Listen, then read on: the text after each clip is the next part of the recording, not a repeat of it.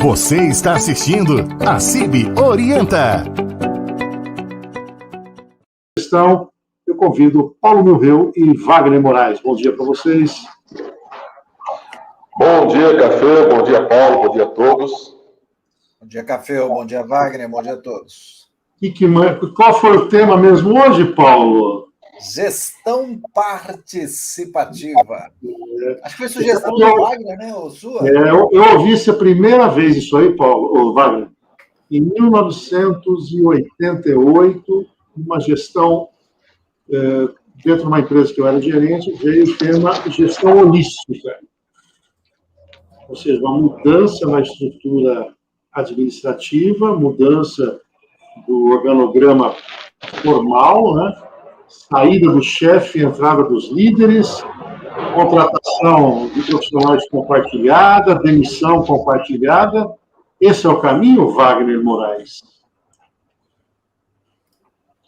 Sem dúvida, né? Hoje, principalmente com a entrada do pessoal da geração Y, da geração X, né, que não se contenta mais apenas em ser um número da empresa, mas quer participar de uma forma mais efetiva, quer ter relevância, quer ter voz, quer, vamos dizer assim, participar de uma forma mais efetiva nas coisas do negócio, da empresa, não há outro caminho. Não há outro caminho a percorrer, senão envolver todo o time, todos os colaboradores no processo de gestão do negócio.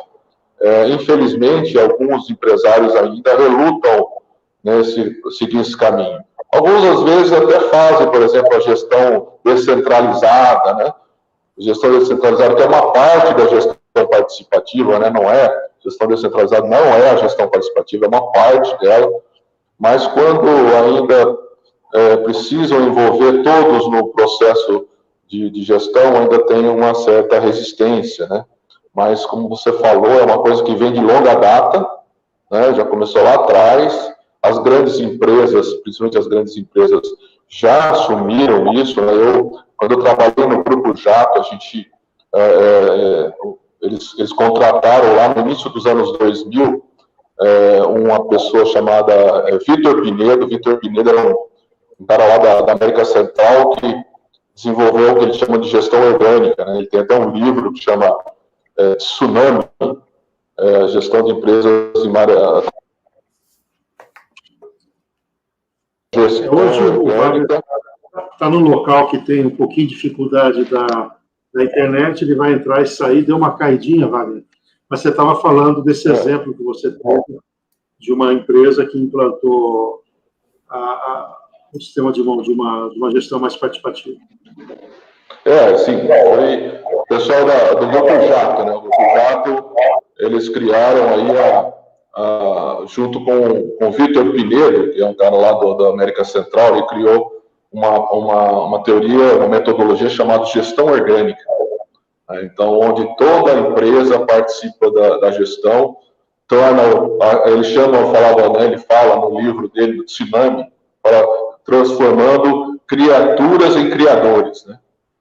Então, todo mundo deixa de ser criatura, ou seja, de receber, e passa a co-criar, né? Ele tem esse termo que chama co-criação. Então, tudo na empresa, processos, procedimentos, tomada de decisão, enfim, tudo que é definido na empresa passa por um processo de co-criação, logicamente, com times, né, de desenvolvidos, criados justamente para estudar essa matéria. Então, é uma coisa que já vem de longa data, como você falou, e depois, durante aqui o programa, a gente pode até discutir por que alguns não fazem, e quais são as vantagens de fazer, né? Deixar aí pouco que eu queria explorar o Paulo na questão da cultura. Nós já tivemos aí a oportunidade de ter uma empresa com vários profissionais que eram muito profissionais ligados ao TI. E essa pessoa é um pessoal, alguns introvertidos, outros nem tanto, porém, são pessoas que, para chegar no nível de entrega TI, também tem uma educação formal já de longa data. Em algumas organizações em que, e nós estamos falando às vezes da pequena empresa, que o dono se confunde com o funcionário, que você tem, por exemplo, uma oficina mecânica, uma mão de obra boa, porém com baixa escolaridade, uma pequena empresa de material de construção, né, um empreiteiro que tem ali também pessoas que são auxiliares e, às vezes, nem concluíram o ensino fundamental. Como é que é isso, Paulo? Trabalhar com a questão das diferentes culturas e dos diferentes níveis de educação. Porque, na teoria, é fantástico. O que eu quero? Tirar o chefão ali, boto um líder. Eu quero opinião sobre jornada. Eu conheço empresas que definem até se, na hora do expediente, vão jogar truco ou vão trabalhar. Porque eles estão comprometidos e vão entregar. E a etapa daquela indústria é uma etapa que está pronta às 4 horas da tarde. Eles chegarem às 2 da tarde e deram pronta, toca o pau. Chegam a pintar a cor do ambiente numa escolha que eles têm ali. Mas eu percebo que tem muita gente com pouca capacidade de entender isso e, às vezes, confundem a liberdade com libertinagem, né? Esticar o horário ou não com produtividade, enfim. E o seu olhar aí, Paulo? Eu acho que quando a gente fala da cultura, que é uma peça-chave que tem sido discutida na última década, principalmente, a gente tem que entender que a liderança da empresa tem um esforço para estabelecer e ter um olhar para essa cultura, onde ela entende todas as nuances das pessoas que participam da empresa e entendem justamente esse desafio de pessoas que vêm de lugares distintos, formações acadêmicas e familiares distintas, para que isso possa convergir aí num único objetivo e propósito da empresa. E diante disso, o líder, como a gente já falou aqui, o dono do negócio, ele tem que estar continuamente aprendendo, se educando e entendendo isso. Senão, a empresa dele não vai crescer. E eu quero colocar mais 2 componentes importantes aí nessa questão de gestão participativa, que vem se falando há algum tempo. Uma delas é a questão de uma hierarquia, de um modelo hierárquico ou de um modelo de organograma que não é mais verticalizado. E, diante disso, uma teoria que vem dos Estados Unidos chamada holocracia, onde não existe líder, onde não existe um único líder que define tudo. Então, se começa a compartilhar as decisões também. Então, claro, de novo, né? Como eu não tenho uma hierarquia, como eu sempre pensei em ter verticalizada, como eu não tenho uma decisão tomada por um único líder, se eu não compreender e não estabelecer bem claro uma cultura forte do meu negócio. Então, esse é um desafio grande, principalmente para as novas gerações, para essa atual geração, né, ou das últimas, pelo menos, X, Y, Z e Alfa e o que vem pela frente. Realmente, o desafio dos negócios se tornam maiores agora. Wagner, percebe isso um trabalho interno para ser a visão do chefe e do líder, né? Exatamente. Hoje, o que o líder, qual é o papel do líder hoje? Na realidade, é formar novos líderes.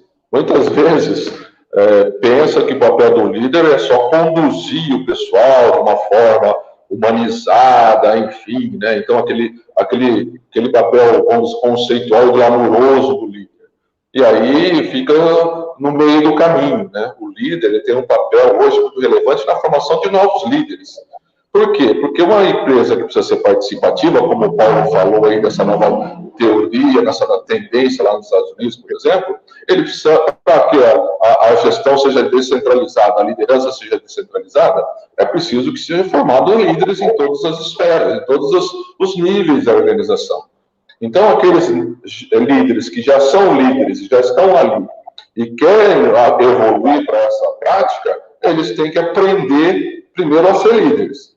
E, segundo, formar uma nova liderança que possa ser delegada, né? A palavra-chave da gestão participativa é delegação. Meu primeiro emprego, faz tempo, na década de 1980, 1985, na minha entrevista, o diretor que ia me contratar, ele fez essa pergunta, ele queria saber se eu sabia o que era delegação. Ele falou, você sabe o que é delegação? E, graças a Deus, eu já tinha tido algum contato, não sabia exatamente o que era, mas eu respondi mais ou menos, ele gostou da resposta. Mas a delegação é algo imprescindível. E esse é um dos problemas do pequeno empresário, da maioria deles. Não sei se vocês leram aquele livro do Robert Kiyosaki. Robert Kiyosaki, ele tem aquele livro Pai Rico e Pai Pobre. Depois ele escreveu uma continuidade do Pai Rico e Pai Pobre, chamado Os Quadrantes do Fluxo de Caixa. E aí ele mostra 4 tipos de profissionais que existem no mercado, e um deles, o segundo quadrante, é do autônomo. E a maioria das pequenas empresas, que a Fio e Paulo, que nos assiste, é formada por pessoas que eram bons técnicos e que, de repente, resolveram empreender naquela área que é bom. E aí, ele sabia tudo, ele sabe tudo, e ele tem uma dificuldade muito grande, que é delegar, que é multiplicar. Então, o que ele faz? Ele contrata um monte de empregados, que é o primeiro quadrante, só que ele não sabe multiplicar, ele não sabe delegar. O negócio dele é assim, eu sei, até se perguntar para uma pessoa assim, que está num nível desse, você pergunta para o líder, para o dono da empresa, quem você clonaria? Ele fala assim, eu. É a pessoa que ele clonaria. Então, por quê? Porque ele não consegue multiplicar para outros autônomos, e aí fica nessa dificuldade, né, de a empresa evoluir para um novo patamar e se tornar uma empresa que é o terceiro quadrante, né? E aí é onde ele vai ter um sistema, ele vai aprender a delegar, a participação, né? Então, a minha recomendação, assim, para os pequenos empresários é justamente isso. Se desenvolva, assim, como o Paulo falou, né? Começa pelo dono da empresa, né? A alça do caixão, quem tem que carregar o lado mais pesado é o dono da empresa. Ele tem que aprender a multiplicar conhecimento que ele tem e tem que aprender a delegar. Ele vai multiplicar para gente boa, vai ensinar essas pessoas e vai delegar. E aí vai permear dentro da organização toda a sua todo esse conhecimento, né? Então, é isso que você falou, formando líderes, né? O próprio dono da organização formando novos líderes e ele podendo ter confiança para delegar. Agora, Paulo, eu tenho visto alguns empresários, líderes, empreendedores, com o desejo teórico disso. O que eu quero dizer? Ele sabe que precisa delegar, ele sabe que o processo que está na cabeça dele precisa se materializar, ele até dá espaço, e às vezes ele dá um espaço para o filho herdeiro, mas no dia a dia ele não consegue largar o osso. E aí? Sem som. Acho que é muito comum, e acho que falar em liderança tem a ver com falar em autoconhecimento, né? E justamente o desenvolvimento interno que vai definir se a pessoa compreende realmente o momento que ela está e o momento dela passar adiante o bastão dessa liderança, porque esse é um desafio grande quando a pessoa acredita que ela é indispensável, ou ela contrata pessoas indispensáveis. Eu acredito muito que você contrata pessoas que brilham mais ou menos, e você pode, junto com elas, um negócio que tem uma liderança compartilhada. Mas quando a pessoa se acha única e exclusiva e a outra não pode realmente te substituir, você passa a ter um problema não só da perpetuidade do negócio, mas do crescimento do negócio. E eu acho que esse é um desafio comum, até mesmo para aqueles que não pensam em fazer o seu negócio crescer, então acomodados com um negócio do mesmo tamanho. E quando você tem um filho que está chegando para o seu negócio, com aquela juventude, aquela energia, muitas vezes ele está pensando completamente diferente e olhando para um cenário diferente. E nem sempre é o mesmo cenário que o pai sempre olhou. Então, realmente é um desafio grandioso para essa passagem de bastão numa empresa que já tem algum tempo, né? Bom, em resumo, é preciso começar, né? Você tem que ter uma determinação, identificar quem são as lideranças, gradativamente compartilhar decisões estratégicas, tático operacional.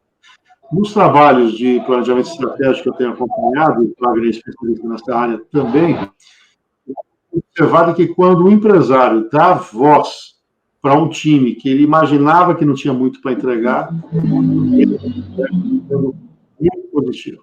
Então, tem muitos profissionais nas organizações que querem efetivamente entender o ponto que a empresa está, onde quer chegar. Isso não é segredo da empresa, é compartilhar estratégias de perenidade, né, de tornar o negócio longo. Isso é sua empresa, é uma empresa de 3, 4 funcionários, mais fácil exercitar isso. Porque você conhece com quem está falando. Agora, uma coisa é importante, tem que qualificar o time, né? Tem que fazer com que o time cresça, porque sem qualificação você não vai chegar lá.